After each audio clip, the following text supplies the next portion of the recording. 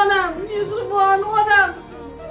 Birov narsalarni yaltirab turishini qara onajonim. Qarang opa, qarang. Voy onam, voy onam. Oyijonim bo'lganlarida bizlarni chiroyli kutib olgan bo'lardilar. Menga qarang. Opa, mana oyijonimga televizorlarni kim yechib olib ketdi? O'zi yo'qdi, ko'zi yo'q ekanda. Onajonimni hidlari hamma joydan kelib turibdi. Mana aytmislarni. Uydagi har bir narsa onajonimni eslatadi. Bo'ldi qilaring. Bu videoying bilan onam qabrdan tirilib kelarmidilar? Maqsadga o't, tezsiz bo'l. Xullas opa, meros haqida gaplashgani keldik. Meros? Qanaqa meros? Onajonimni tuproqlari so'nmasdan turib, meros haqida?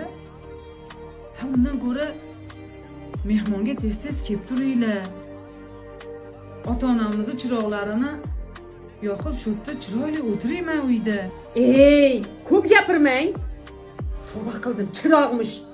Qaysi zamonda yashayapsiz, opa? Ko'p gap eshakka yuk. Mana shu ota-onamizdan qolgan uylarni, qimmatbaho buyumlarni teng uchga bo'lamiz. To'ppa-to'g'ri. Bo'linadi.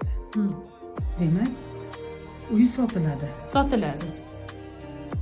Sallanib boradigan boshpanalaring bor. Yolg'iz boshim bilan men qatga boraman. Ha, to'ppa-to'g'ri. Oldinroq o'ylash kerak edi.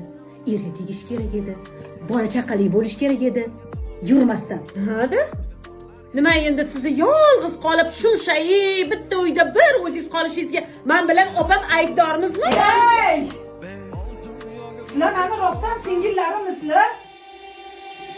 Biza bitta ota-onadan tug'ilgan jigarlarimizmi?